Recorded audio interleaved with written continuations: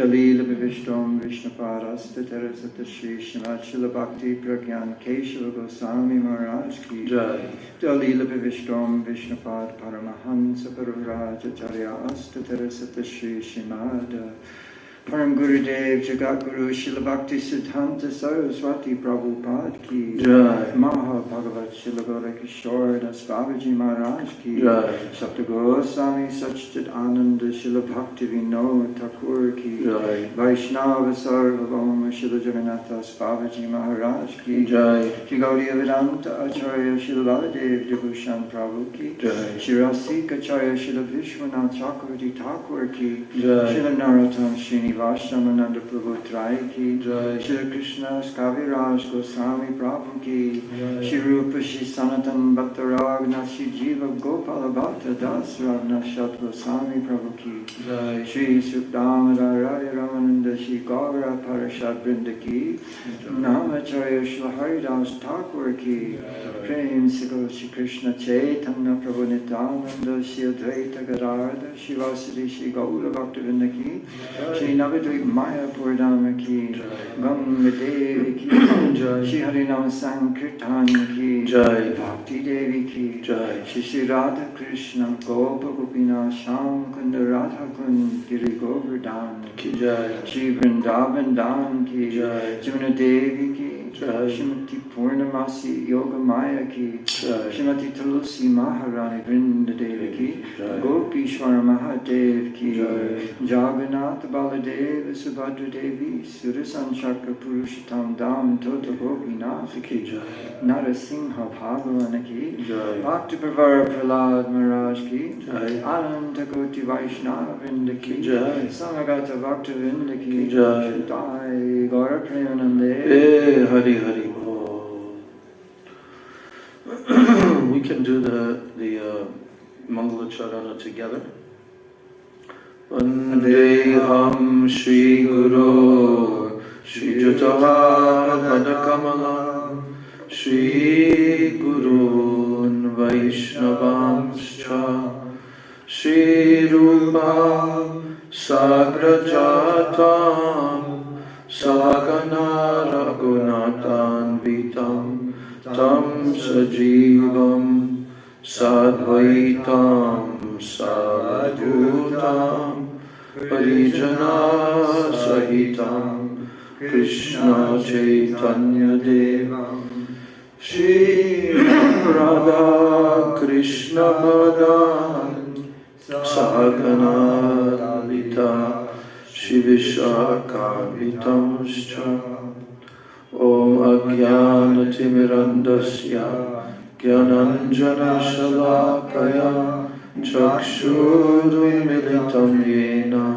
Tasmai Shri Gurave Namaha Nama Om Vishnu Padaya Krishna Pristaya Bhutale Srimate Bhakti Vedanta Swami Niti Namane Namaste Saraswati Devi Gauravani Pracharane Nirvishesha Shunyavadi Astachare Satari Namo Vishnu Padaya Radhikaya Priyatmane Shri Srimad Bhakti Vedanta Narayaniti Namane Shri Krishna Lila Katane Sudaksham Adhaurya Madhurya Gunaishya Yuktam Varam Varenyam Purusham Mahantam Narayanam Tam Shirasha Namami Shri Dandinam Bhakta Shromanim Cha Shri Krishna Padabja Dhritaika Hridi Chaitanya Lilamrita Sarasaram Narayanam Tam Satatam Bhavan Namo Vishnu Padaya Acharya Simharupine Shri Srimad Bhakti Pragyana Keshava iti Namane Atimartya Charitraya Swasritanan Palane Jivaduke Sadartaya Shri Nama Premadayane Namo Vishnu Padaya Krishna Pristaya Bhutale Srimate Bhakti Siddhanta Saraswati Ti Namane Shivarsavana Videvi Dayataya Kripabdaye Krishna Sambandha Vijnana Dayane Prabhave Namaha Madhurya Ujjvala Prematya Shri Rupanuga Bhaktida Shri Gaura Karuna Shakti Vigrahaya Namostute Namaste Gauravani Shri Murtaye Dinatare Rupanuga Viruddhapa Siddhanta Dvantahare Namo Kishoraya Sakshad Vairagya Murtaye Vipralambar Sambode Padambujayate Namaha Namo Bhakti Vinodaya Sachidananda Namane Gaura Shakti Swarupaya Rupanuga Varayate Gauravirbhava Bhumistvam Nirdishta Sajjana Priya Vaishnava Sarva Bhauma Shri Jagannathayate Namaha Vansha Kalpa Tarubhyascha Kripa Sindhubhya Evacha Patitanam Bhavanebhyo Vaishnavebhyo Namo Namaha Namo Mahavadanyaya Krishna Prema Pradayate Krishnaya Krishna Chaitanya Name He Krishna Karuna Sindho Dinabandho Jagatpate Gopesha Gopika Kanta Radha Kanta Namostute Tapta Kanchana Gaurangi Radhe Vrindavaneshwari Vrishabhanu Sute Devi Pranamami Hari Priye Vrindai Tulsi Devai Priyai Keshavasya Cha Krishna Bhakti Prade Devi Satyavachai Namo Namaha Panchatattvatmakam Krishnam Bhakta Rupa Swarupakam Bhaktavataram Bhaktakyam Namami Bhakta Shaktikam Shri Krishna Chaitanya Prabhu Nityananda Shri Advaita Gadadhar Shivasadi Gaura Bhaktavrinda Hare Krishna Krishna Krishna Hare Hare Hare Rama Rama Rama Hare Hare Hare Krishna Krishna Krishna Hare Hare Hare Rama Rama Rama Hare Hare.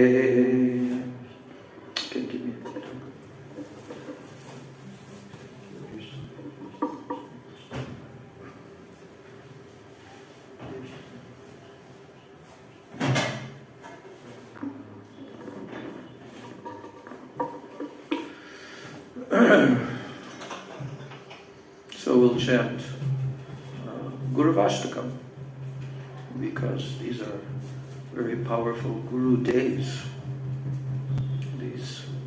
These appearance and disappearance days, especially of Srila Bhakti Siddhanta Saraswati Thakur. So we'll meditate upon Sri Guru Vastakam. Sansara Dava Nalalita Loka Tranaya Karuna Gana Ganatvam Saradava Nalalita Loka Tranaya Karuna Gana Pratasya kalyana gunarnavasya Vande Guru Sri Charanarvindam Pratasya kalyana gunarnavasya Vande Guru Sri Charanarvindam Vande Guru Sri Charanarvindam Vande Guru Sri Charanarvindam Vande Guru Sri Charanarvindam Vande Guru Sri Charanarvindam Mahaprabhu Kirtanan Nritya Gita Varipramadyan Manasorasena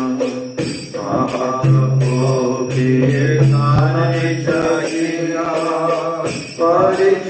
Varipramadyan Manasorasena Romanchakam Pasru Taranga Bhajo Vande Guru Sri Charanarvindam Romanchakam Pasru Taranga Bhajo Vande Guru Sri Charanarvindam Vande Guru Sri Charanarvindam Vande Guru Sri Charanarvindam Vande Guru Sri Charanarvindam Vande Guru Sri Charanarvindam Shri Vigrahana Dana Nityanana Shingaradhanama Diramarjanado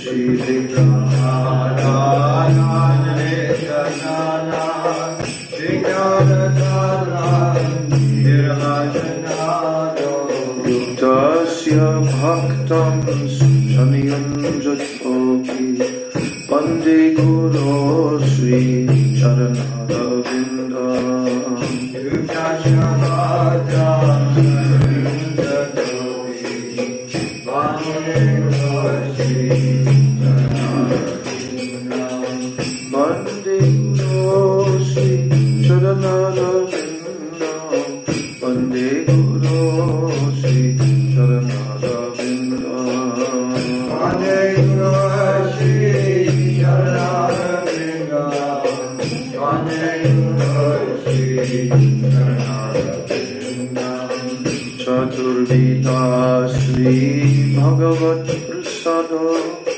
Sadhana Tripta Hari Bhakta Sangha Chaturvida Sri Bhagavat Prasada Sadhana Tripta Hari Bhakta Sangha Kritaiva Triptim Bhajada Sadaiva Vande Guru Sri Charanarvindam Kritaiva Triptim Bhajada Sadaiva Vande Guru Sri Charanarvindam Vande Guru Sri Charanarvindam Vande Guru Sri Charanarvindam Vande Guru Sri Charanarvindam Vande Guru Sri Charanarvindam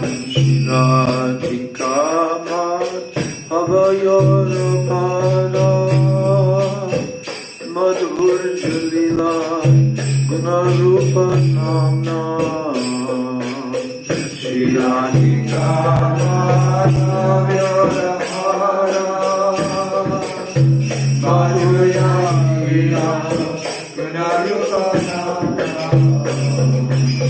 Praktikshana Sadhana Lolupasya Vande Guru Sri Charanarvindam Praktikshana Sadhana Lolupasya Vande Guru Sri Charanarvindam Vikunjayuno Ratikeli Siddhya Yayaliti Juptirapekshaniya Nikunjayana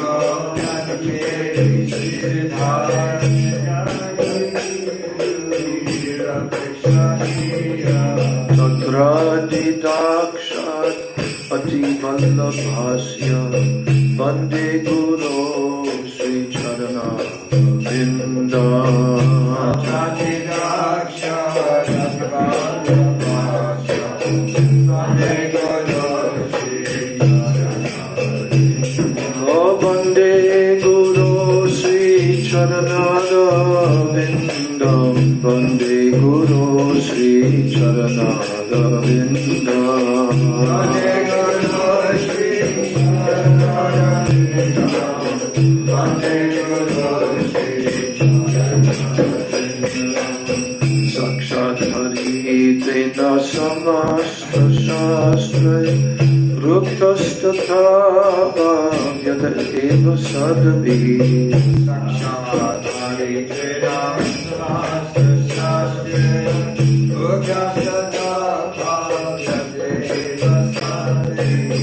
Kintu Prabhuya Priya Eva Tasya Vande Guru Sri Charana Vinda Kintu Prabhuya Priya Eva Tasya Vande Guru Sri Charana Vinda Vande Guru Sri Charana Vinda Vande Guru Sri Charana Vinda Vande Guru Sri Charana Vinda Vande Guru Sri Charana Yasya Prasadat Bhagavat Prasado Yasya Prasadat Nagati Kutopi Yasya Prasadat Bhagavat Prasado Yasya Prasadat Nagati Kutopi Dayam Subham Stasya Yasastri Sandhyam Vande Guru Sri Charana Vinda Dayam Subham Stasya Yasastri Sandhyam Vande Guru Sri Charana Vinda Vande Guru Sri Charana Vinda Vande Guru Sri Charana Vinda Vande Guru Sri Charana Vinda Vande Guru Sri Jaya Guru Deva Guru Deva Guru Deva Jaya Guru Deva Jaya Guru Deva Jaya Guru Deva Guru Deva Jaya Guru Deva Jaya Guru Deva Guru Deva Guru Deva Jaya Guru Deva Jaya Guru Deva Jaya Guru Deva Guru Deva Jaya Guru Deva Jaya Shri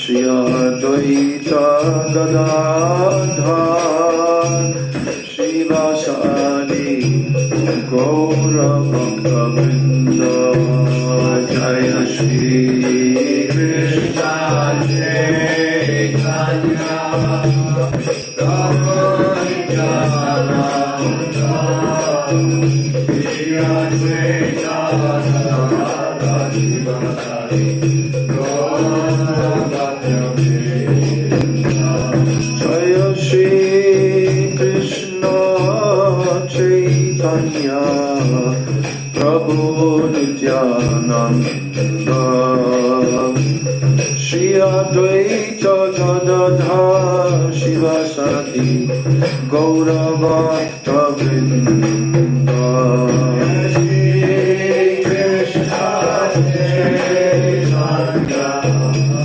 Prabhu Nityananda Shri Advaita Shiva Sari Gaura Bhakta-vrinda. Hare Krishna Krishna Krishna Hare Hare Hare Rama Rama Rama Hare Hare. Hare Krishna Krishna Krishna Hare Hare Hare Rama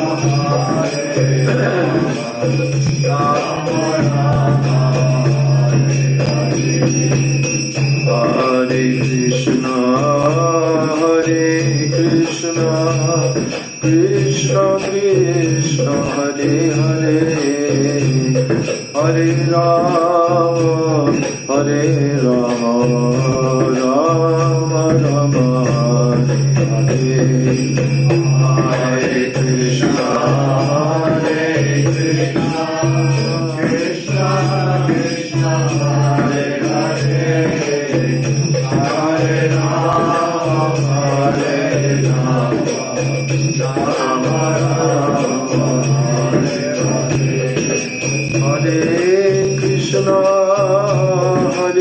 Krishna Krishna Krishna Hare Hare Hare Rama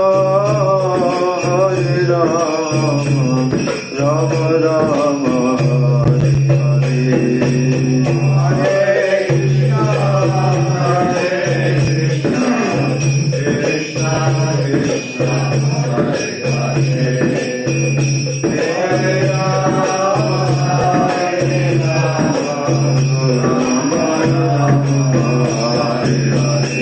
Hare Krishna Krishna Krishna Hare Hare Hare Krishna Krishna Krishna Hare Hare Hare Rama Rama Rama Hare Hare. Hare Krishna Krishna Krishna Hare Hare Hare Rama Hare Krishna Krishna Krishna Hare Hare Hare Rama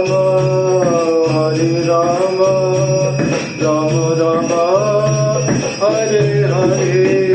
Hare Krishna Krishna Krishna Hare Hare Hare Rama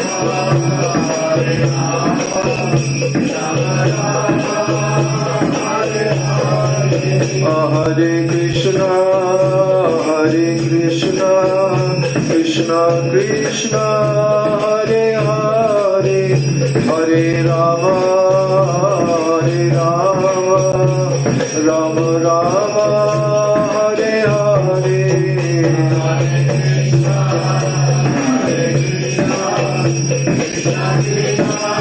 Krishna Krishna Hare Hare Hare Rama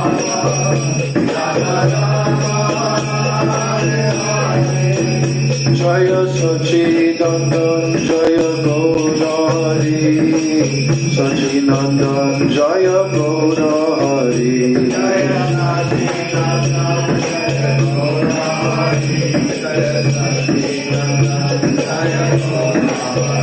Jaya Nitai Jaya Gaur Jaya Nitai Jaya Gaur Jaya Nitai Jaya Jaya Nityananda Ram Nityananda Ram Nityananda Ram Jaya Nityananda Ram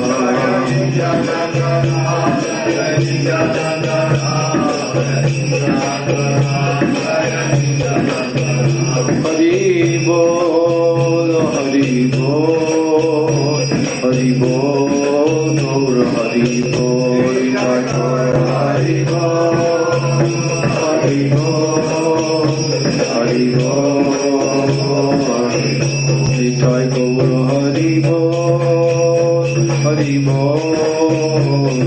Bol, Hari Bol,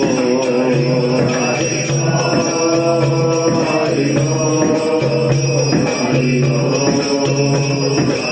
Nitai Gaur Hari Bol, Hari Bol, Hari Bol, Hari Bol,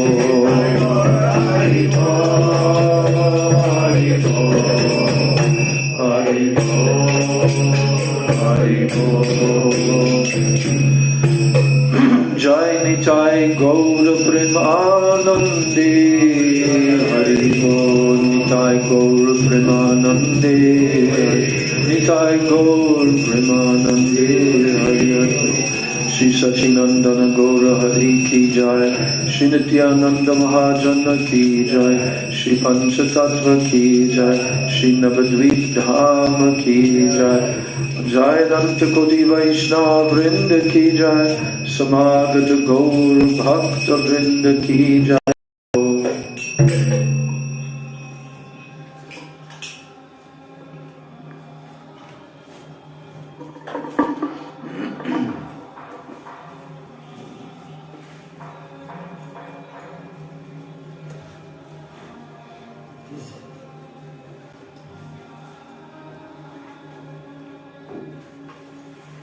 So we are in Navadvip Dham. And very soon, Navadvip Dham Parikrama is going to take place. And there will be lakhs of people coming. Not just a few thousand, lakhs. They'll be coming from all directions. And what will they be interested to do? They'll be interested to take darshan of the different holy places in Sri Navadvip Dham. And some of those individuals, some of those pilgrims, they will know the 9 islands of Navadvip Dham. They may know. Some persons may know much, much more. They may be very well versed in knowing what are the famous historical pastimes that took place over not just thousands but millions of years on this very land here. And those who are the topmost realized persons, they'll not only be able to understand these places and go and worship properly and take the dust on their heads, they will even be able to see with their own transcendental eyes these pastimes actually taking place with Chaitanya Mahaprabhu, Nityananda Prabhu, and so forth. Did we? The glories of Narottam Das Thakur, when did he live on this planet? 500, a little bit less than 500 years ago. And who was he? Do you remember? Narottam Das Thakur, who he was and is, because he's the eternal associate of Mahaprabhu. Well, he is the incarnation of Gaur Prem. He's the incarnation of Gaur Prem. Why? Because Mahaprabhu went to the place near his birthplace, and there was a river there called the Padma River, yes? No, that's different. Padma River. And then what did Mahaprabhu say? What did he call out? Chaitanya Mahaprabhu. Narottam. And all the associates were wondering, oh, some very great personality is about to take birth in this area. Mahaprabhu is calling his name. So what did Mahaprabhu do? He made a deposit in the river of what? Gaur Prem. The prem that he descended to give. He deposited that in the river. For who? For Narottam Das Thakur. And when Narottam Das Thakur took birth, showed so many symptoms of being a very exalted, pure spiritual personality. Then when he was still a boy, his mother took him there to that place at that river. Little did anyone know what would take place. And what took place? That praying that was deposited by Chaitanya Mahaprabhu, it came into Narottam Das Thakur. It entered him. And then externally there was even a symptom. What was that symptom that took place on his body? His body turned golden color, like Mahaprabhu, you see. And then, the whole story of his life is very astonishing. We already heard all those details of the story of his life and his pastimes. So, what took place? Later on, he became one of the greatest preachers of the Krishna consciousness movement, along with two other very intimate associates, Sri Shyamananda Prabhu and Srinivasacharya. They had spent time in Vrindavan together, taking the instructions and siksha from Srila Jiva Goswami, who is the topmost scholarly personality on the earth planet. Then they took all the literatures written by the 6 Goswamis on a bullock cart across India. And unfortunately, or fortunately actually, but they didn't consider it at that time, but there was a dacoit king in that area named Bir. And when persons would pass through his kingdom, he would send his dacoits to steal and loot them. So he also had an astrologer that told him that there's something very valuable. There's a group of persons who are coming and they have a valuable treasure with them. You should go. Don't kill anyone. Don't harm. Just go and steal it from them. So they did that. And then when it was brought to the king in his court, they were, what is this? They opened up the iron chests and they found books. Our astrologer was not correct. He said there was very valuable treasure here, you know. Anyway, Srinivasacharya was selected to try to find and locate these books, and that's a whole beautiful story, how that took place. But the king gradually became a Vaishnava, and he surrendered and became the disciple of Srinivasacharya. Yes. You can find his samadhi at the Radha Damodar temple in Vrindavan. King Bir and his queen, I forget her name. Their samadhi is right there in the courtyard. So what am I speaking all this for? Because I wanted to show how some persons on the highest platform, they're so advanced in transcendental prema, in pure spiritual love of Krishna, that they can witness directly the pastimes of Chaitanya Mahaprabhu, even though he has departed from this world and all of his associates.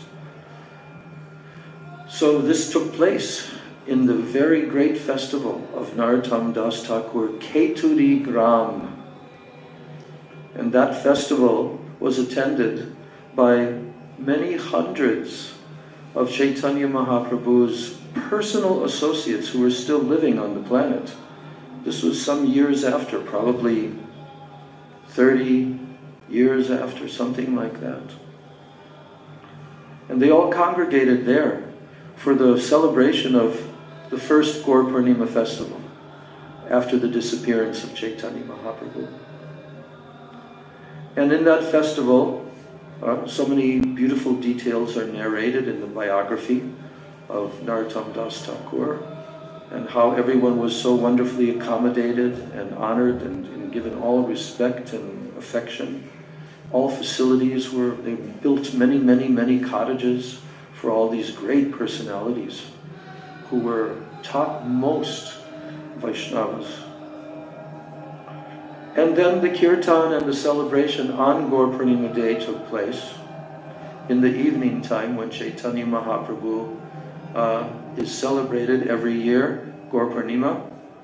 Why is it called Gaur Purnima? Because Gaur has taken birth on that full moon day. So Gaur Purnima, he descended at dusk. So in the late afternoon, all the devotees congregated. And Narottam Das Thakur, who was the greatest musician, singer, Vaishnav personality, he began to sing the glories of Chaitanya Mahaprabhu and to sing many incredible, beautiful, poetic renditions by many great Vaishnava authors of his glories, different songs. And the style of his singing was just completely captivating, heart-rending. Oh, if we only had a recording of that, that would be a quite wonderful thing. At any rate, as he was performing this kirtan, all of the Gaur Bhaktas, they were becoming immersed. They were becoming completely drowned in prema. It was stimulating their prema, and they were weeping and they were crying. And the moods of separation were there in their hearts. And then at that very moment, when everything reached a crescendo, Gadadhar Pandit, Srivas Thakur, all of their great associates, and performing kirtan in front of all. And for some short time, this went on, and the devotees were drowning in Gaur prema. Never before heard of such event. So that festival was so successfully concluded. Srimati Janava Devi, the wife of Lord Nityananda, his own personal energy, who is the incarnation of Ananga Manjari in Gaur Leela, she presided over that festival, and they installed various murtis that were actually found in a cowshed and were being protected by various poisonous snakes. But Narottam Das Thakur went in without any fear, and then he saw 6 sets of murtis, and they were self-manifested deities. No one carved them. So Janava Devi presided over their Abhishek ceremony, and they were installed, and those murtis are still, you can see them in various parts of Gaura Mandala, where those murtis, directly you can have their darshan. So the Navadvip, the glories of Navadvip Dham are actually unlimited. And no one can fathom their glories. But luckily for us, we have this very wonderful pocket-sized parikrama manual. How to do the Navadvip Dham parikrama. Yes? How to perform this parikrama. And what is the name of this small book, which has a very big contents in it? It's called Sri Navadvip Dham Mahatmya. Mahatmya means what? Glories. Mahatmya. Navadvip Dham Mahatmya, the glories of Sri Navadvip Dham. Who wrote this book? Srila Bhakti Vinod Thakur. He envisioned this parikrama in his heart because he's topmost Rupanuga Vaishnava, descended from Goloka Vrindavan, none other than Kamala Manjari herself in the form of Bhakti Vinod Thakur. And he envisioned this parikrama that took place while Mahaprabhu was still on the planet in his final few years. And Mahaprabhu was in Jagannath Puri, and he was immersed day and night in extreme separation moods. Extreme. If you read Chaitanya Charitamrita, the last 5 chapters, that's what it's all about. How Mahaprabhu had this incredible separation moods day and night. Why? Why? Because he's Krishna who has descended with the golden color and the luster and the moods, the bhavs of Srimati Radhika, of Srimati Radharani, who is the supreme Shakti, Purna Shakti, the supreme absolute energy of Krishna. She descended along with Krishna himself and covered him with her golden color. And he descended as the son of Mother Sachi Mata, Sachi Nandana Gaura Hari, Sri Chaitanya Mahaprabhu, right here in Mayapur Dham. Very amazing thing that we took birth on this planet, and we took birth in a human body, and we came in contact with the Vedic knowledge, and we came in contact with the pure devotees of Sri Chaitanya Mahaprabhu, and we tried in our life to follow as well as we could, follow this process. And we have ended up here in Sri Navadvip Dham. This is unlimited good fortune. But we have to take advantage of this, that we are here during the festivities celebrating Sri Chaitanya Mahaprabhu's, 534th, I forget, since his birth. So Chaitanya Mahaprabhu, his glories are put forward in this book. And who is telling of the glories of Navadvip Dham in this book?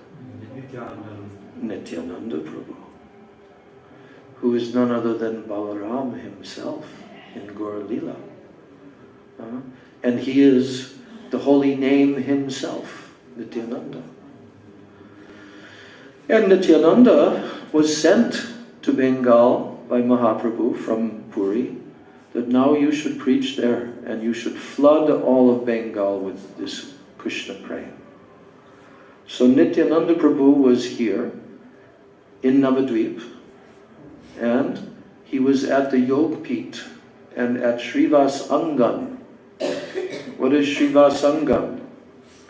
Srivas Angan is the place where Srivas Thakur lived during the time of Mahaprabhu, and it's a short walk, very short walk, not more than maybe 5 minutes walk from the Yogpit, from Mahaprabhu's Janmastan, where he appeared. And there Nityananda Prabhu used to stay. So, one very divine personality named Jiva Goswami, who was the nephew. He was the nephew of who? Rupa Goswami and Sanatana Goswami. Their brother, Anupam, had given birth to Jiva Goswami. And Jiva Goswami, in his childhood, showed all these symptoms of complete detachment and complete absorption. And he became the greatest scholar that ever lived, Prabhupada told us. And you read his books that he wrote, he is giving the highest philosophy and siddhanta, conclusions of all the Vedic literatures, Srimad Bhagavatam, all the books of the Goswamis, everything.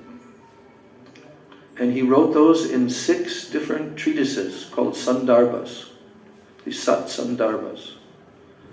They are philosophically impenetrable. No one can defeat the arguments that are there in Sat Sandarbhas, and so perfectly supported by all evidence and praman from the Vedic literatures. So when Jiva Goswami was a boy, he came here to Navadvip Dham. It doesn't say exactly his age, but it's like young teenager, probably around 14 years, 15 years old. And he came to Navadvip for the first time. And when he came to Navadvip, Lord Nityananda knew that he was coming. And Lord Nityananda greeted him. And when Jiva Goswami met Lord Nityananda, he fainted in ecstasy on the ground to see Nityananda Prabhu. Nityananda Prabhu gave his causeless mercy to Jiva Goswami. So Srila Bhaktivinoda Thakur has written this book to describe the parikrama, the pilgrimage that Nityananda took Jiva Goswami with him on foot to the 9 islands of Navadvip Dham in approximately 9 days. And when he came from island to island, because Navadvip means 9 islands. Nava means 9 and Dvip means islands. So at that time, 500 years ago, they were actually islands, which were separated by rivers. Now some of those rivers have dried up and so forth. So when Nityananda Prabhu brought Jiva Goswami, starting from Mahaprabhu's birthplace, he began to describe and narrate to him all the glories of all of these different places in Navadvip Dham. And he also spoke to Jiva Goswami all the deepest truths, all the very hidden siddhantas and histories that have gone on even back in Treta Yuga when Lord Ram was on the planet. He came here to Navadvip Dham. In Dwapar Yuga, even the Pandavas came. And so many great personalities over yugas have come to Navadvip Dham. So Jiva Goswami was hearing all of this from Sri Nityananda Prabhu's lotus mouth. So this is the process that has been adopted for Navadvip Dham Parikrama by our great Param Guru Dev Acharya Srila Prabhupada Bhakti Siddhanta Saraswati Thakur. Yes. He instituted this Navadvip Dham Parikrama in the modern era. Because you know, who discovered the birthplace of Chaitanya Mahaprabhu? Well, first it was researched and discovered. Jagannath Das Babaji gave his confirmation of it, yes. But that was not an easy task, because everyone was saying, and even to this day, they're proclaiming that the birthplace of Mahaprabhu is on this side of the Ganga. The local people, they call it Prachin Mayapur. But Mayapur is on the other side of the Ganga. And so Bhaktivinoda Thakur understood, because he's a highly realized personality, and he also examined ancient maps that had been made of this area. And he understood that this Navadvip, Mayapur, particularly Mayapur, sometimes becomes flooded by the Ganga, and that's happened many times over hundreds of years. And so therefore, in the course of time, the exact location where Chaitanya Mahaprabhu was born, that very place under the neem tree in the house of Jagannath Mishra and Sachimata, that very place was lost to the memory. And like I said, some persons were trying to proclaim that it's actually in this direction, in this area, which was called Kuliya Gram at that time. Kuliya. Navadvip was called Kuliya. So Bhaktivinoda Thakur had to do a lot of research. He had to do very, very much intensive research and interviewing different personalities. Because in India, you know that there are also local historical details that are handed down from generation to generation. Of course, they become changed over time to some extent, but so he also examined that, and then also the Shastras. That's called Pramana Kanda. Actually, Bhaktivinoda Thakur, he wrote this Navadvip Dham Mahatmya in 3 parts. Did you know that?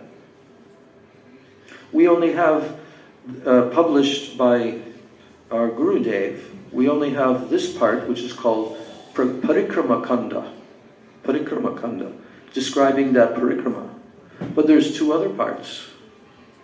And actually, many years ago, in ISKCON, they did a pretty good translation of those other 2 sections of Navadvip Dham Mahatmya.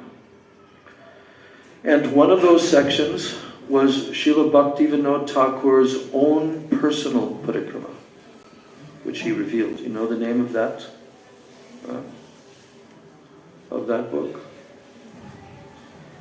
Navadvip Bhava Taranga. Navadvip Bhava Taranga. It means the waves of ecstatic love of Navadvip.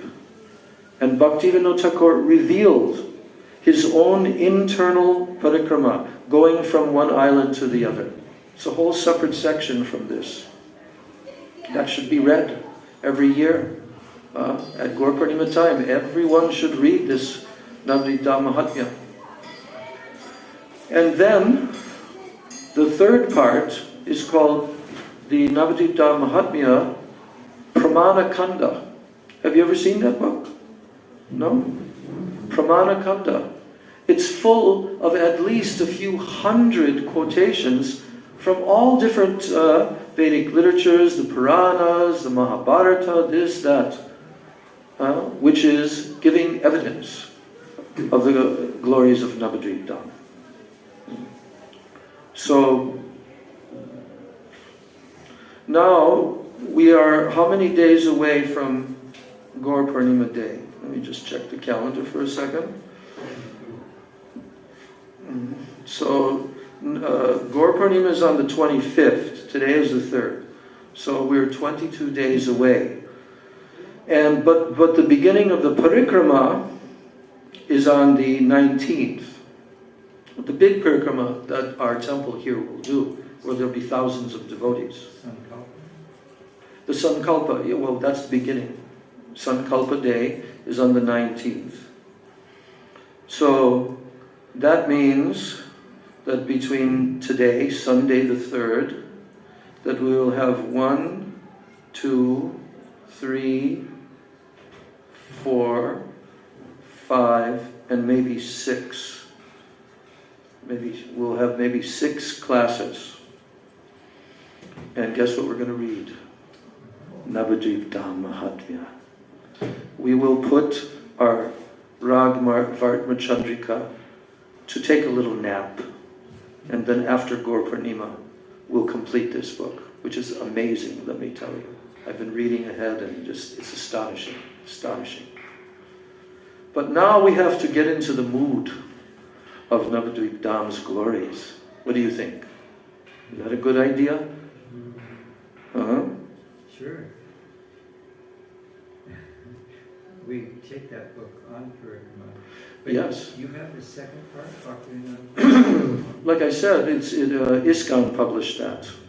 I don't know if I have it here. I may have it here, or else in Vrindavan in my room there. But we can get it. That's not a problem. We can get it. And yes, when the Parikrama party goes from each Leela Stali, where all these different pastimes took place, the first thing they do is open up the book and they read directly the shlokas written in Bengali by Bhaktivinoda Thakur, because they're mostly Bengali speakers, so they don't read the English, but we read along in the English, and then we understand what is being told. And that's the system instituted by Srila Bhaktisiddhanta Saraswati Thakur.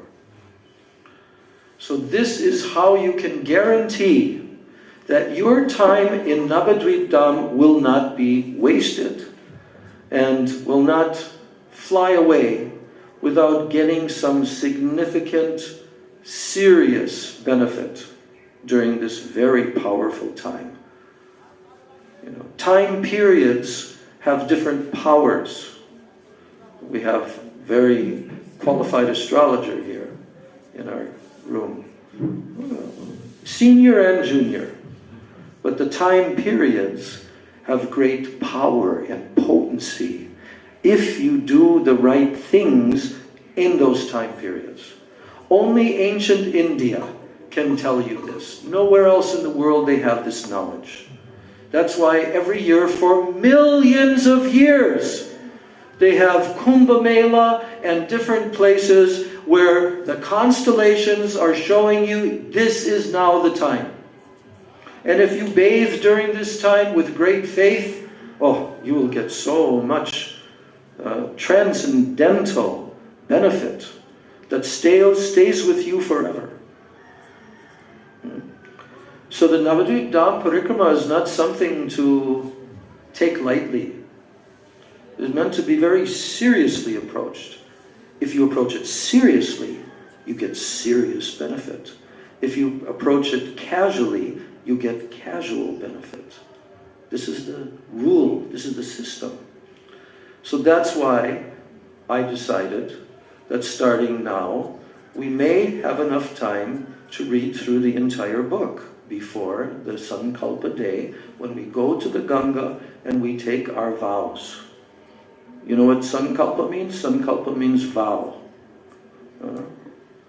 So, when anyone undergoes a spiritual activity, there should be some kind of sankalpa, some kind of vow that they take, either outwardly, vocally, or internally, or prayer or meditation. There should be a vow. That I will do this, and I will do this for the satisfaction of my worshipable lordships. I am doing this to serve them, to give them satisfaction and happiness from my devotion. That's called a sankalpa, a vow. I was just reading it in our Radharma Chandrika. The importance of sankalpas. That was one of the topics in the latter part of this book. The importance of taking vows and following them, especially fasting vows on Ekadashi and also on Janmashtami and Gaur Purnima and these kind of holy days. This is very serious, not to break those vows. And yes, it requires tapasya. You heard that word before? Tapasya. What does that mean? Austerity. You know, in Vedic culture, those who are in the class of Brahmana, Brahmanas are not just in the family birth line of so-called Brahmanas, no. What does Brahmana mean? Brahma janati iti Brahmana. Someone who knows the absolute truth, Brahma, Parabrahma, he can be called a Brahmana. So the Brahmanas, they very strictly follow the rules and regulations of Shastra, and they know how so much benefit can be accrued. But following those rules and regulations involves some austerity, you see. But if someone does that despite the difficulty, they will benefit so much. For some it may be much more difficult than others. Just like doing Ekadasi, Nirjal Ekadasi, fasting without water. For some persons, it's very easy for them. I know a couple of people sitting in the room who it's very, very easy for them to do this. It's not difficult. But for some persons, they'll practically die. And for them, there is an alternative. What is that called? What's the alternative to Nirjal Ekadasi? I figured the name Anukalpa. Anukalpa means that you take some cooked foods but without any grains. If you take one single grain of rice on Ekadasi, your Ekadasi is broken and you don't receive the benefit. That's how strict Ekadasi is. We know that from the story of who? In the Srimad Bhagavatam. Ambarish Maharaj, who took a 1-year vow to follow every single Ekadasi in a very, complete way. The day before, the day after, so many different rules and regulations. And then if you read that story in Srimad Bhagavatam, you'll understand that Durvasa Rishi came at that time. This created a big problem, because Durvasa Rishi is known as actually a manifestation of Lord Shiva. Yes. And Lord Shiva can become very easily angered, but also very easily pleased. He's called Asutosh. That's another name of Lord Shiva. But Durvasa Rishi is a universal sage. He's extremely powerful. He has all mystic powers. He can create a demon by simply pulling a hair from his head, chanting mantra, and this big powerful demon will come and kill everybody in sight. That's how powerful he is. So Ambarish Maharaj, the king of Mathura, and that very place, he was the king of Mathura at that time, thousands of years ago. And he and his queen had taken this vow to perform this Ekadasi Vrat for how long? 1 whole year. And Durvasa Rishi, he came there exactly at the time when King Ambarish only had a few minutes to break that fast. Because if they would not break the fast at that time, the whole year of their endeavor would go for naught. Right? So what happened? He came and Ambarish Maharaj invited him.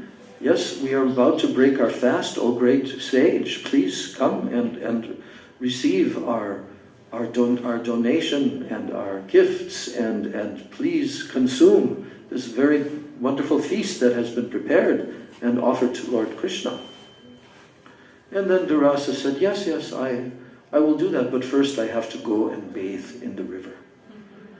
And he also had, well, that's a different story, where he had all of his other disciples with him. That's in Kamyavan, in Braj. Yeah. So now he left, and no one knew exactly when he's going to return, and now the astrologers are there calculating to the very second. I don't know exactly how they did that in those days, but they knew how to do that. To the second, they're calculating. And now they began to warn Maharaj Ambarish, there's only a few minutes left.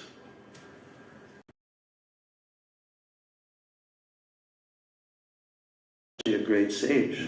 And then you eat anything, 1 grain of rice, whatever, before they actually consume. So then what? Oh, what to do? And then he was given the advice of what? Just to take some water or Charnamrita. Charnamrita, yes. And that is considered what? But breaking the fast. Yes, breaking the fast and also not breaking the fast. But because the great sage Durvasa Rishi was all-knowing, he understood that Maharaj Ambarish had taken that sip of water. And now he came there in a very angry mood. And I'm telling the story. You can read in Srimad Bhagavatam all the details of it, but he came there and his objective was to kill Maharaj Ambarish. And then he took that hair, created a demon, and the demon went toward Maharaj Ambarish. Maharaj Ambarish was only standing with his folded palms. And Maharaj Ambarish was not an ordinary personality. He was a Rajarshi. He was the topmost Rajarshi. He was a Rishi, a saint. He was a pure devotee of Krishna. There's a very wonderful description of him in that chapter of Srimad Bhagavatam. So only he stood there, ready to receive whatever punishment would come. But suddenly in the sky, there appeared the ultimate weapon in the whole creation. What is that weapon called? Sudarshan Chakra. From Lord Narayan himself appeared in the sky, and everyone saw, and it came and completely burnt that demon to ashes, and now went towards Durvasa. Durvasa began to run for his life. And where did he run? All over the universe. He tried to find some shelter. He tried to find protection with Lord Brahma. Lord Brahma said, I can't. It's a chakra of Lord Vishnu.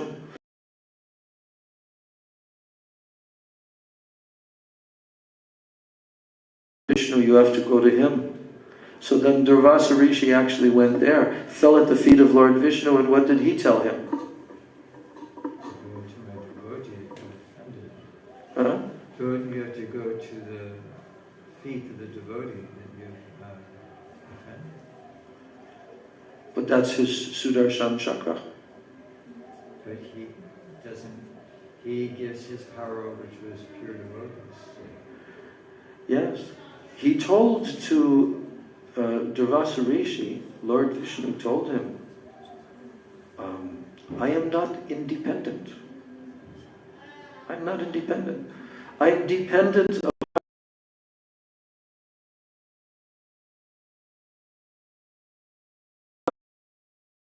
me, and I don't know anything but that. You will have to go to my devotee, Ambarish Maharaj, whom you offended. Only he can stop this. So even Lord Vishnu did not. So that Sudarshan Chakra followed behind him as he came back down to the earthly plane, and he fell at the feet of Maharaj Ambarish. And Maharaj Ambarish prayed to spare the life of Durvasa Rishi. Yes. And then the Sudarshan Chakra went away. And then Durvasa Rishi began to glorify Maharaj Ambarish. And he said, today I have seen the glories of the pure devotees of Krishna. Their glories are above and beyond anyone else's. Here I was trying to kill him, but he wanted to protect my life. These are the glories of the devotees of Krishna. But, we also know that Durvasa Rishi is actually a great Vaishnava. But he poses in this way to glorify the Vaishnavas. So this whole pastime took place as his attempt to glorify Maharaj Ambarish, like that. Yes, so in this way, there are so many pastimes, so many ancient histories of our universe. And Lord Nityananda, who is Baladev Prabhu himself, the first expansion of Krishna, he knows everything. So he took, on foot, he took Srila Jiva Goswami from island to island, and he glorified Sri Navadvipatam. So, we're going to begin to read this book.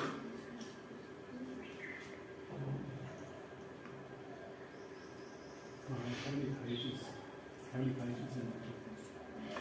These tiny little pages are about 416 pages. And it's half Bengali. What? It's half Bengali. 104 pages per class. Little pages. How much? 100, you said 416? Yeah. 100, you said how many classes? 6 classes? 6. Okay, 4. All right, so there's a foreword by our Gurudev, who has produced this book. He also has a brief history of the author, Srila Bhakti Vinod Thakur, but I'm not going to read all of that. And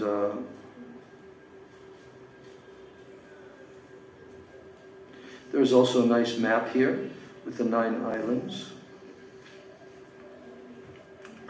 But Gurudev is telling that today I am feeling unlimited joy.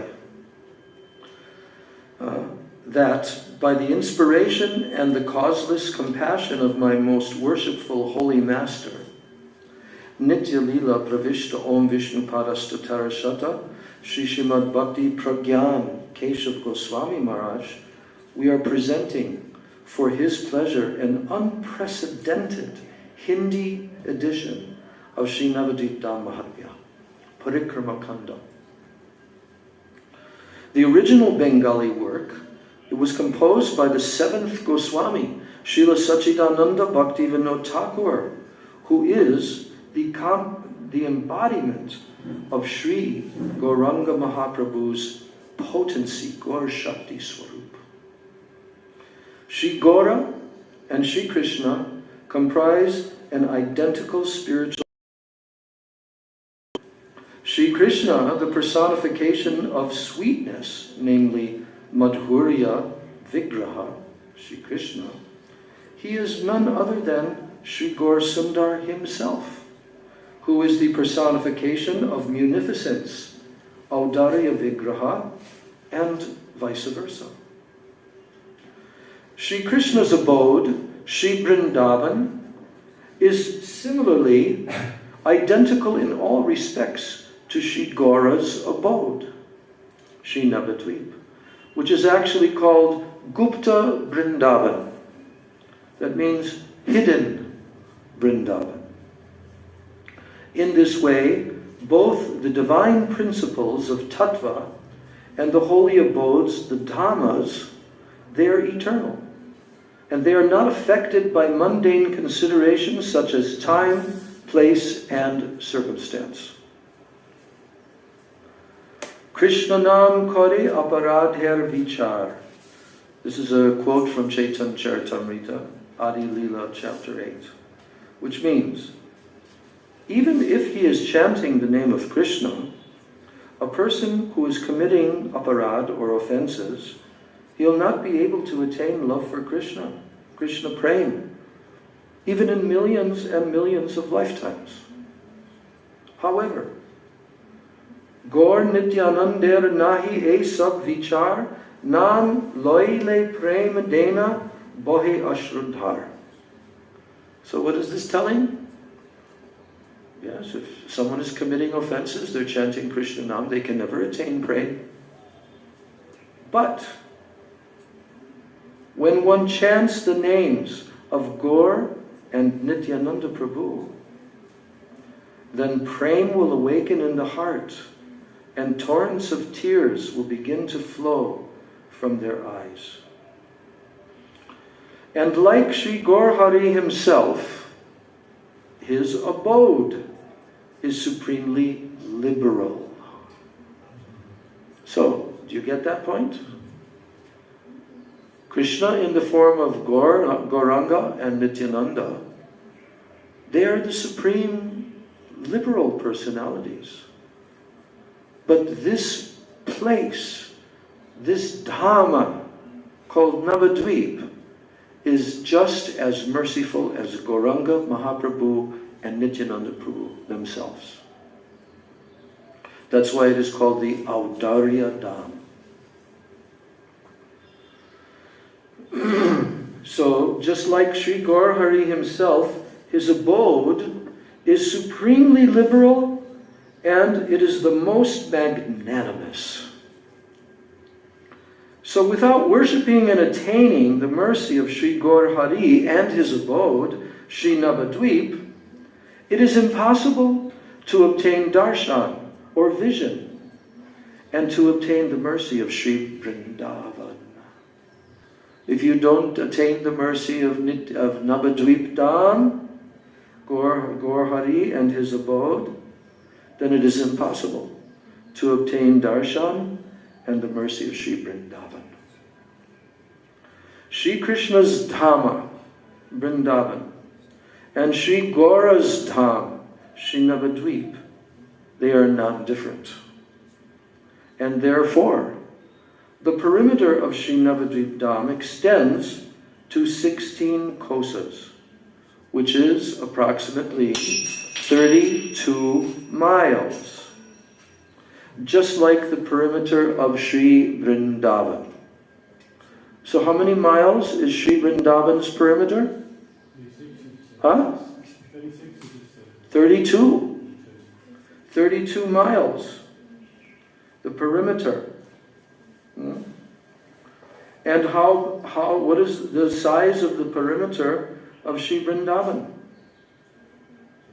Exactly the same.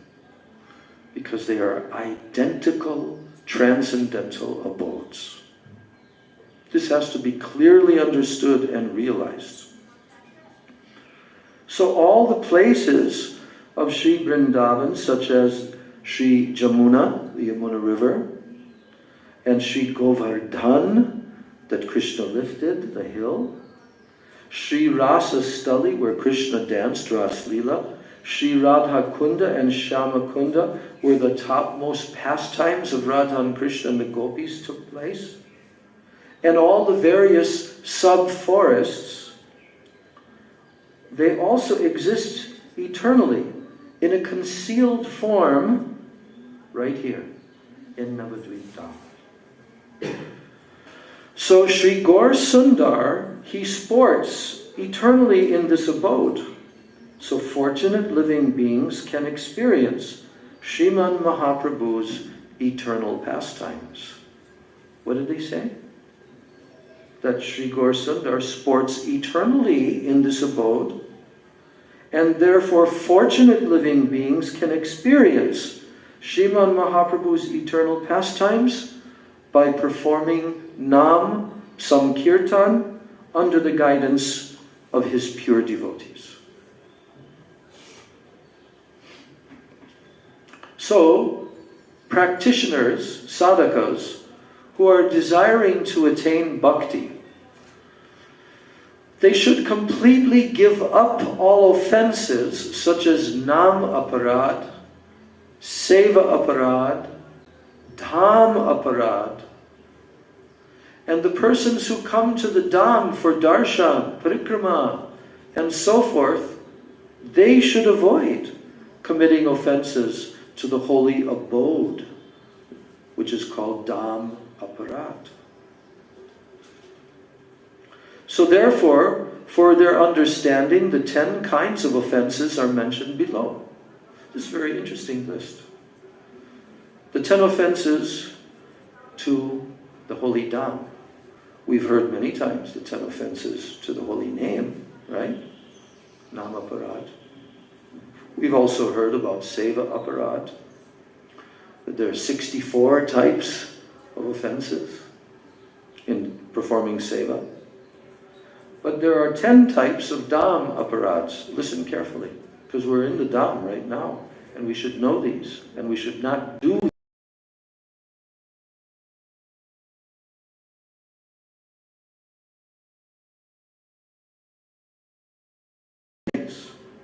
who reveal the Dham. They can reveal the Dham, like Bhaktivinoda Thakur, Jagannath Das Babaji, all of our Guru Parampara. They can reveal the Dham. To disrespect them is the first offense.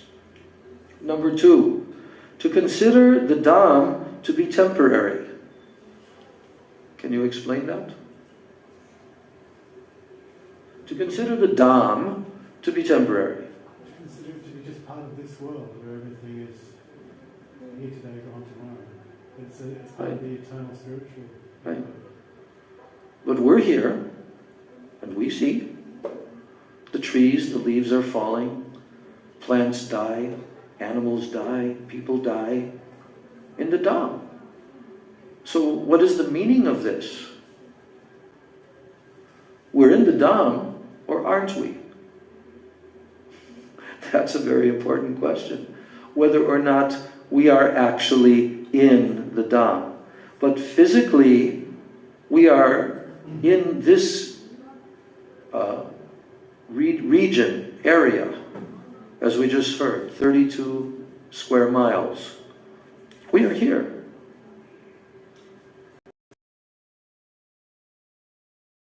It is. To our eyes, our external senses, yes, it may seem like another place with water and land and sky and trees, but is it just like any other place? No. Only those who have transcendental Shraddha can understand this. But to think that this holy Dham is just another temporary part of this world, which is created and destroyed. That is aparad. Number 3, to commit violence to the residents of the Dham or to the devotees who are performing parikrama, and to give them material designations in respect to caste and creed. What does that mean? It's saying that someone may be a beggar, someone may be a Sudra, that he is not simply that, he's an eternal resident of the Dham, because he resides here, and anyone who resides here is an eternal Lord. Not exactly. Because it's saying that to commit any violence against the residents of the Dham, now does that mean to only human beings? No. That means the dogs, the cows, the insects, the whatever. To commit violence against them. And then to see them from a completely mundane point of view, as it's told here. Just like this is one of the big diseases of India. The former system was called Varnashram Dharma system. The whole governments for thousands and millions of years in India, the system is being followed. Varna, Ashrama, Dharma. But in the Kali Yuga, it has been degraded down into what's called the caste system. And that name caste system, I think it came from the Portuguese, I heard. They used that term. You know, oh yes, the people of India, they have these different divisions called castes. And they're very caste conscious. That the Brahmana, who's in the highest caste, he doesn't associate with the Shudra and all of that. So, that kind of mundane vision and mundane judgment is not allowed in the Dham. Why? This is Aparad. It's listed as offensive. Aparad, yes.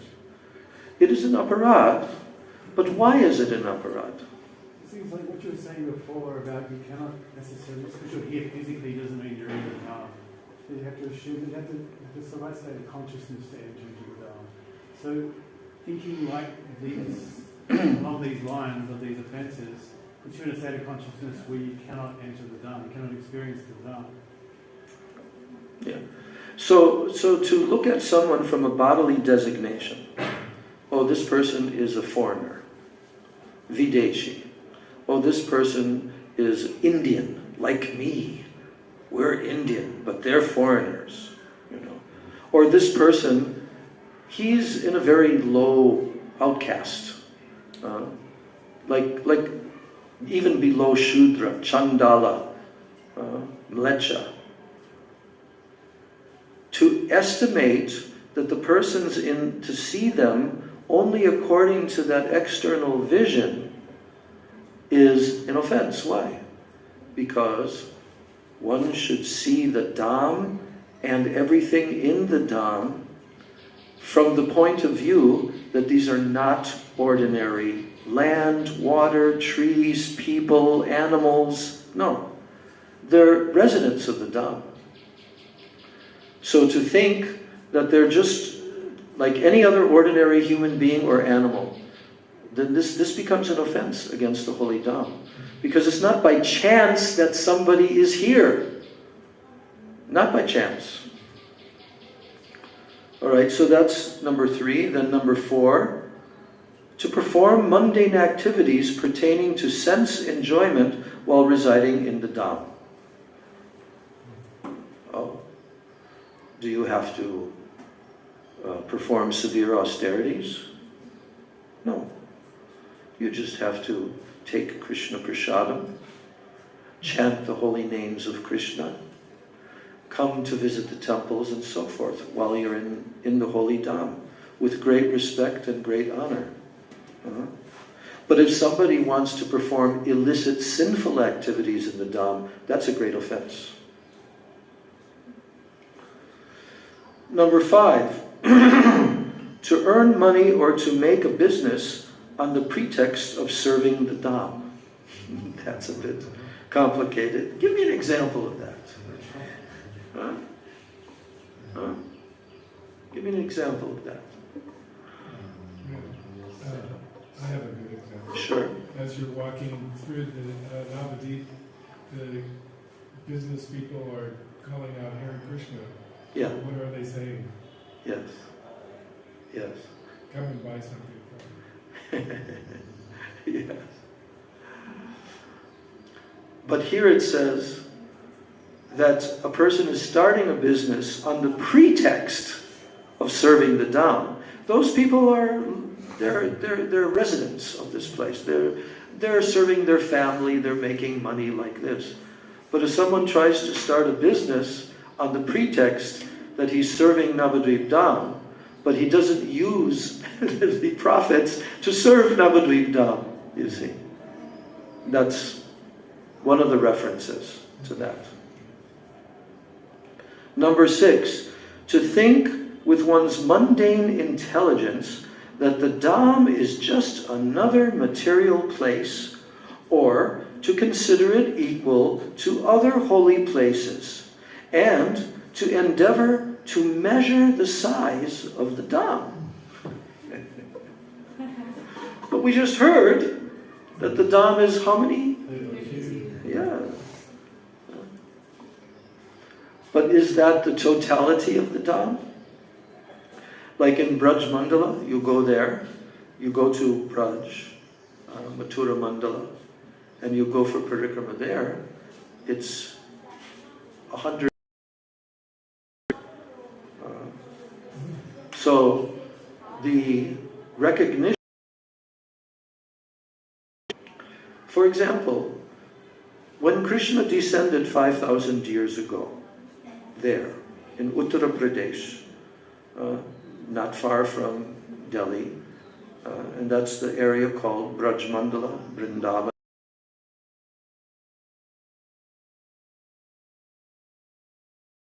Did Krishna just now start inhabiting a material, mundane place with water and trees and land? No, no. What is that place?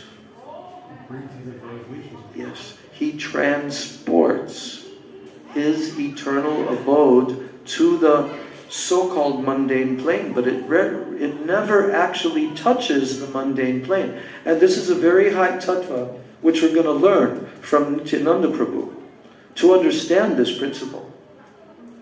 The Dham is here, but the Dham is never in the material world. If we know the pastime in Godram and Markandeya Rishi, yes, when was that going on? During the devastation of the partial devastation of the universe. Right? And when he came upon this shining land, and Surabhi Devi, the transcendental cow, pulled him up ashore and gave him her milk and revived him, then he was able to see, oh, this is an unlimited expanse of millions of miles. It's not just a 32-mile square circumference like this. No, no, no. The Dham is achintya, inconceivable, and it is also ananta. It is unlimited. The transcendental Dham. When Krishna comes to this world, does he become limited? When the Supreme Personality of Godhead, Lord Krishna himself, descends onto this material plane, is he actually in the material world? Has he become like a human being? No? Then what? What is he? He maintains his eternal form, Satchitana. Yes. Is that form limited?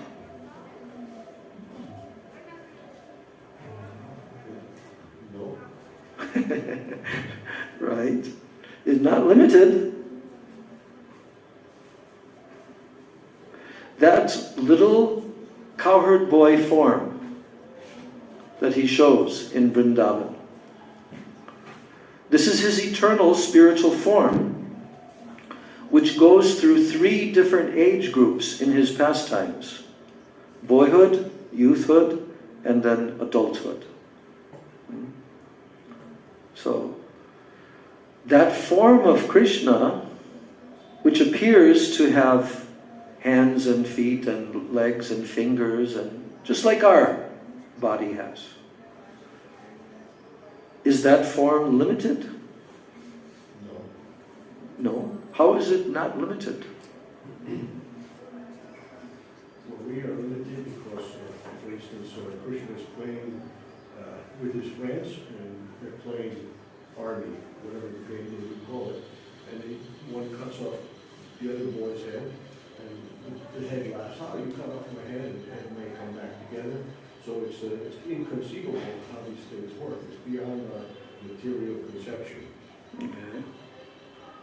But our bodies are limited, are they not? What do we mean by limited? That means we can only be in this space where we're sitting right now. Our body is occupying these square inches, this space. Is Krishna's body limited? Like ours is? No. Krishna can be everywhere, anywhere, in any universe, all throughout the entire creation in one split moment. Not even one moment. And in fact, everything is in Krishna. Is it not? Because everything has come from Him. From His transcendental, eternal form. All expansions, all incarnations of Godhead, all universes, all living beings, everything emanates from Him. But He can also appear as if He's like human-like, cowherd boy. But is He human-like? No. If you read Srimad Bhagavatam, then you'll understand how Krishna exhibited to Lord Brahma. Lord Brahma can understand what's going on anywhere in the entire universe. And Lord Brahma tried to test Krishna, this little cowherd boy, who was sitting there on the bank of the Yamuna River with his cowherd friends surrounding him, and they're all having their breakfast or their lunch, and they're eating, and all are facing Krishna.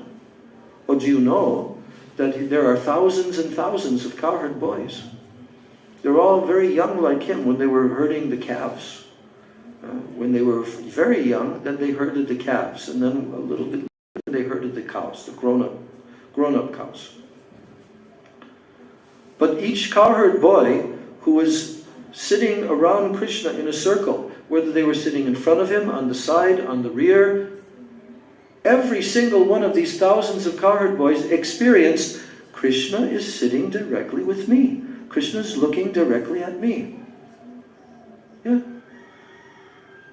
And when Brahma tried to steal Krishna's calves and cowherd boys, in the 14th chapter of the 10th canto, that pastime is described, he tried to steal Krishna's cowherd boys and his calves.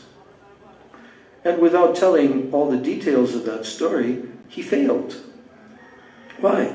Because when he came back to that place, he saw that they were still there on the bank of the Yamuna, and they were eating their lunch, just as he had seen them before he stole them. Then he went to the cave that he put them in. What did he see there? They're still there in the cave. And then, because he has four heads, Lord Brahma has four heads, so he looked in both places simultaneously. And now he began to think, oh. And then Lord Brahma decided to go back to his planet, on the highest level of the universe. He can travel there in a split moment. When he came to his palace, the guards of his own palace, they stopped him from entering with their spears. What are you doing? I'm your master. Why are you stopping me? And they said, no, you're not our master. Our master is inside the palace. And he told us that Imposter? What? Imposter. Yeah, imposter. There's an imposter who is pretending to be me, and he will come just in a few minutes. So now Brahma, he understood, uh-oh, I've committed a very great offense. Then he came back down to the earthly plane, and he saw Krishna, that little cowherd boy, standing with a lump of, like a sweet ball that his mother made for him in his hand, and with another cowherd boy where he's got his arm on his shoulder and he's just relaxing with the other cowherd boy. And Krishna is eating this sweet ball. And Lord Brahma, he comes down from the heavenly plane, and he gets off of his swan carrier, and he comes and approaches Krishna, and he's gigantic, Lord Brahma, and he has golden crowns on his foreheads, and just bedecked with jewels and everything, and he comes and he lays down there in full obeisances to Krishna. And Krishna is standing there like an innocent cowherd boy, and they're talking to each other, like laughing, like little boys do. Oh, look, foreheads, like this. And then Brahma, he woke up. He stood up. He circumambulated Krishna with tears in his eyes, washed Krishna's lotus feet with these tears, and now he began to give Brahma Stuti, 40 verses in which he just described who is this personality. This personality is the source of me, of everyone. I can't. He appears like this, as a human-like cowherd boy, but he's never human. He appears human-like, you see. That's why we are with a human form, because the absolute truth from whom everything comes has a human-like, eternal, transcendental, spiritual form. He's not formless. Anyone who thinks he's formless is missing out completely. Does he have a formless aspect? Yes, because in the Vedas it is described there. Vadanti tat tattvavitas tattvam yajnanam advayam brahmeti paramatmeti bhagavan iti shabdyate. Beginning of Srimad Bhagavatam is telling that those who are the knowers of the absolute truth, vadanti tat tattvavidas, those who are tattvavida, they fully realize the absolute truth from whom everything has emanated. And vadanti tat tattvavidas tattvam yajnanam advayam. They describe that absolute truth as advay gyan. What does that mean? Non-dual substance. Advay, without duality. That one non-dual substance. And then they describe that supreme absolute truth has 3 aspects which must be realized. What are they? Brahmeti, Paramatmeti, Bhagavan iti Shabdyate. They are known by these terminologies: Brahma, Paramatma, and Bhagavan. And why are there 3 aspects?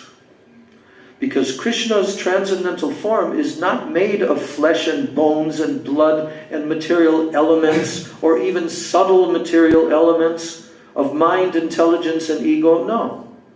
What is his transcendental form composed of? Sat, Chit, Ananda.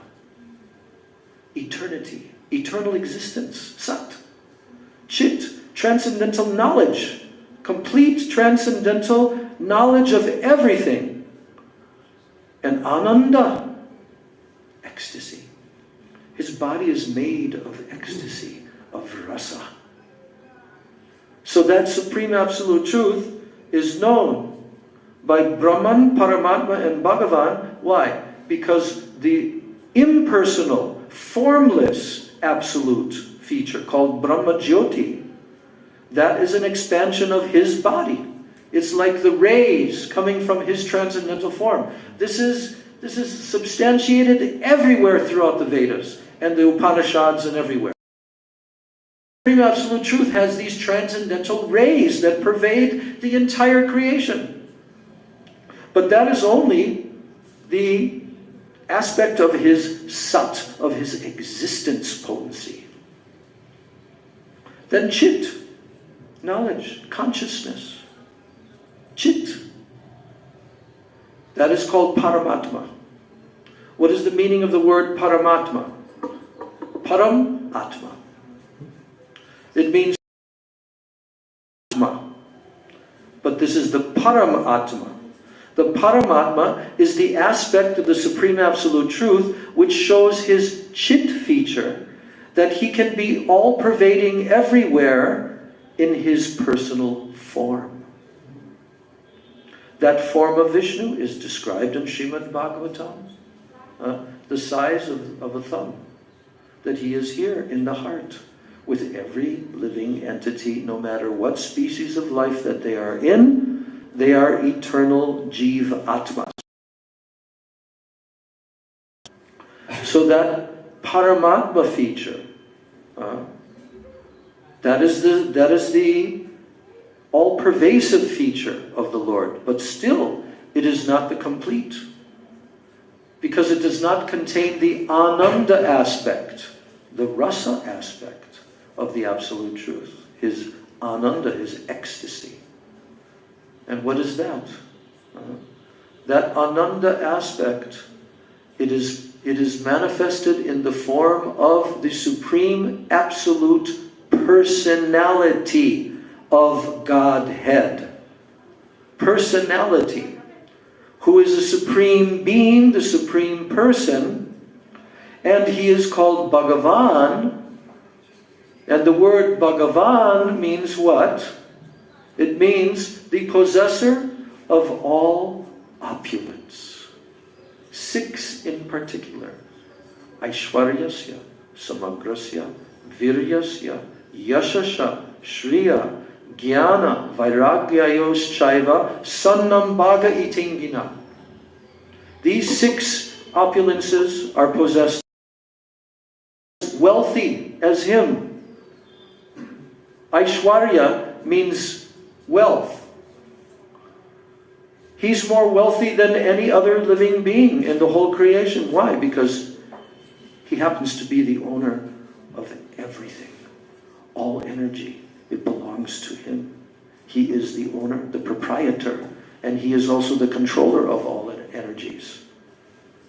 So Aishwaryasya, Virya, power, strength, unlimited. Yasha, fame. No one is as famous as him all throughout the whole creation. Trillions, zillions of living entities, they know, oh yes, he is the Supreme Being. Shriya, the most central of all, his beauty aspect. Shriyam. All the other opulences are connected to this one, beauty. Beauty surpasses all. Just like on our body, we have 1 head, 2 arms, 2 legs, and then a torso.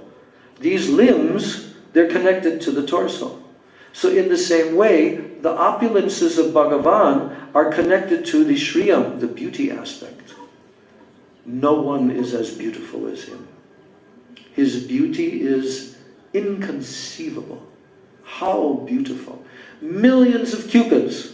Kandarpa koti kamaniya vishesha shobham govindamadi purusham tamaham vajami. Millions of cupids in millions of universes. They are helplessly drawn and attracted towards him. Even though they attract everyone. But millions of cupids are attracted by him. That's why he's called Madan Mohan. Madan means Cupid. And Mohan means who attracts Cupid. Shriyam, Jnana Vairagya. There are 2 more opulences. Jnana. Transcendental knowledge. He knows everything. Past, present, future, all living entities, everything. He knows. And Vairagya. Vairagya is also an opulence. He is detached. He is renounced. He is not attached to anything. So that aspect of Bhagavan is the supreme understanding of the absolute truth, and Paramatma and Brahman realization are subordinate to that.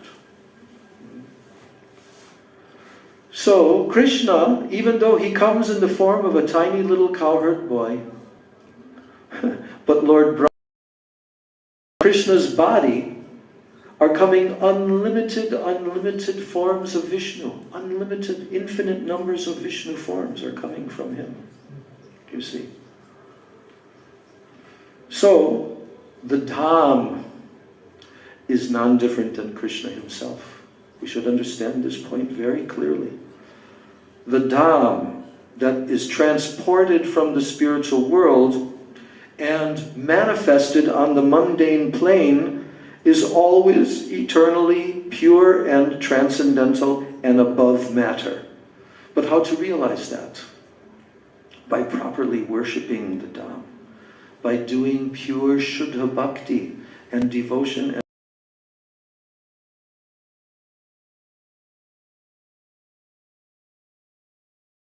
So, yes. So that was number 6, to think with one's mundane intelligence that the Dham is just another material place, or to consider it equal to other holy places, and to endeavor to measure the size of the Dham. That cannot be done. 7, to commit sins while living in the Dham. Should not do. Number 8, to consider Sri Navadvip Dham and Sri Vrindavan Dham to be different from each other. So anyone that comes to that conclusion and they want to broadcast, yes, there's so much difference, that these are two separate, completely different. No. These are equal and identical manifestations of the same Dham. Why? Because in Goloka Vrindavan, they originate from there. Where are these two Dhams situated in Goloka Vrindavan eternally? They're situated in the middle of the whorl of the lotus flower planet. In the whorl.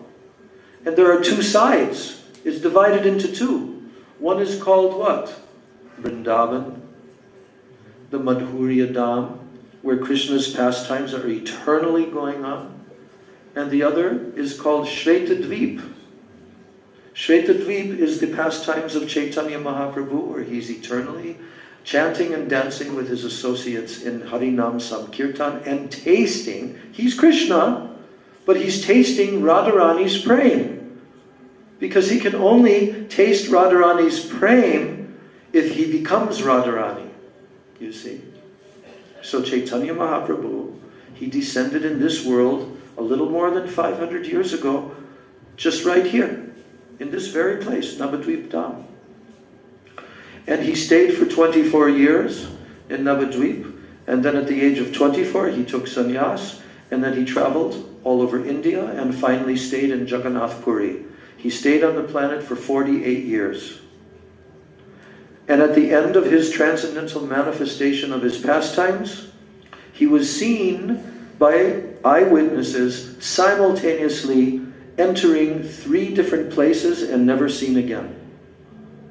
One place was the Jagannath deity himself in the temple. Mahaprabhu entered into him. Another place was the ocean in front of Puri. Mahaprabhu entered the ocean and not seen again. And the third place is the deity called Yes. Tota Gopinath, that anyone can go to Jagannath Puri and see him with your own eyes to this very day. That deity was manifested by Chaitanya Mahaprabhu himself and brought out from underneath the earth and given to who? Gadadhar Pandit, to serve and worship. So that deity, Tota Gopinath, is there in Jagannath Puri. You can go into his temple. Even you can take his Mahaprasadam. They serve there every day. Very nice lunch of Mahaprasadam. So Mahaprabhu, he does not depart the incarnations of Krishna, they do not die. There's a celebration of their appearance, but there's never any celebration of their disappearance, their death. Only for the Shakti, only for the devotees, then we have appearance and disappearance. But the Lord never disappears. He's like the sun in the sky, it never disappears. Only it goes somewhere that our vision cannot see it, and then again it appears, like this. So, just to conclude this, we've got 3 more minutes before 2 o'clock. We'll finish our class. So, to consider Navadvip Dham and Sri Vrindavan Dham to be different from each other. They're identical abodes. Or, number 9, to blaspheme the scriptures that are describing the glories of the Dham. Don't do that. Number 10, to disbelieve that the narrations about the glories of the Dham and to consider them mere exaggeration and imagination. Don't do. So, then Gurudev ends his introduction. He says, my most worshipful Sri Gurudev person is such that they will not have faith in the subject matters written by an author as long as they do not know about him. So, in keeping this in mind, I introduce the respective author in the foreword of almost all of our books. And now he gives that life history about Srila Bhaktivinoda Thakur, and then at the end of that he prays for a particle of mercy of the Vaishnavas, Sri Dandi Bhikshu, Sri Bhaktivedanta Narayan, on the disappearance day of Sri Jagannath Das Babaji Maharaj in the 18th of February 2007. Gaur Premanandi. Jai Srila Sachidananda Bhaktivinoda Thakur. Jai Shri Navadvip Dham Mahatmya Ki Jai. Shri Navadvip Dham Parikrama Ki Jai. Jai Shri Rupanuga Guru Varga Ki Jai. Ananta Koti Vaishnava Vrinda Ki Jai. Samagata Gaur Bhakta Vrinda Ki Jai. Nitai Gaur Premanandi.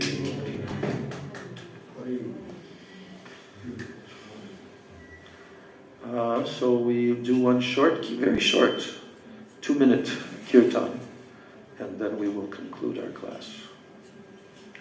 Hare Krishna, Krishna Krishna, Hare Hare, Hare Rama, Rama Rama, Hare Hare, Hare Krishna, Krishna Krishna, Hare Hare, Hare Rama, Rama Rama, Hare Hare. Hare Krishna, Krishna Krishna, Hare Hare, Hare Rama, Rama Rama, Hare Hare. Hare Krishna, Krishna Krishna, Hare Hare, Hare Rama, Rama Rama, Hare Hare. Hare Krishna, Krishna Krishna, Hare Hare, Hare Rama, Rama Rama, Hare Hare. Hare Krishna, Krishna Krishna, Hare Hare, Hare Rama, Rama Rama, Hare Hare. Hare Krishna, Krishna Krishna, Hare Hare, Hare Rama, Rama Rama, Hare Hare. Hare Krishna, Krishna Krishna,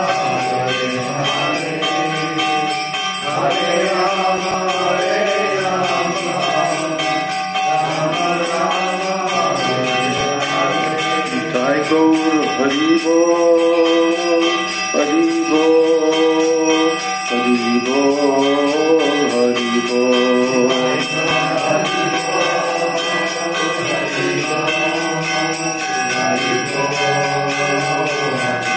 Nitai Gaura Hari Bol, Hari Bol, Hari Bol, Hari Bol.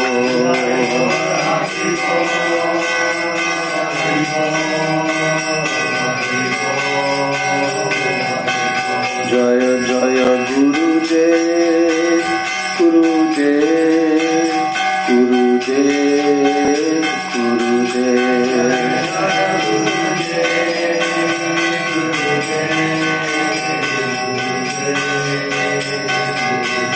Jaya Jaya Prabhupada, Prabhupada, Prabhupada, Prabhupada.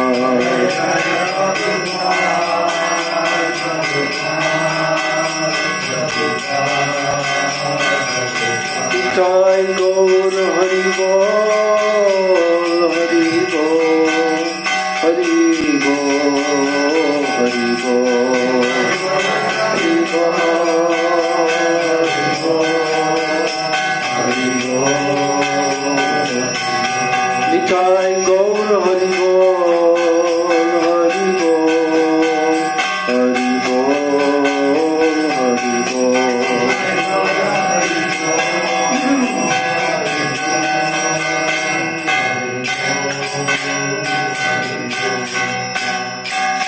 Jai Nitai Gaur Premanande, Hari Hari Bol.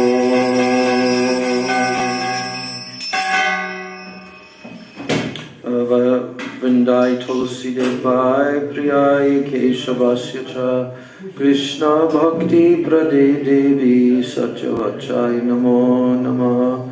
Pancha Kalpatarubhyascha Kripa Sindhubhyeva Cha Patitanam Pavanebhyo Vaishnavebhyo Namo Namaha. Jai. Okay. So this little book, if you don't have it and you want it, we have to contact Madhukar, because he's in charge of the books, right? And we can. He's not staying here. No, but he can do it. Don't worry, he will do it. He has a very big duty to perform, to sell the books during Gaur Purnima to all the devotees that are coming. So you can tell, and then we'll tell to him approximately how many of the copies of this we want.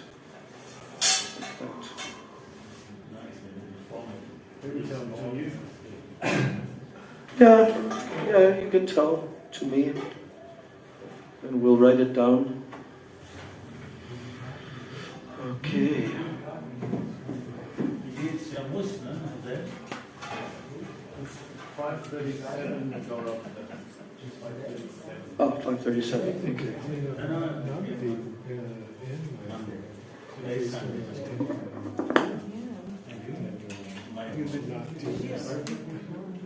No, she was telling me that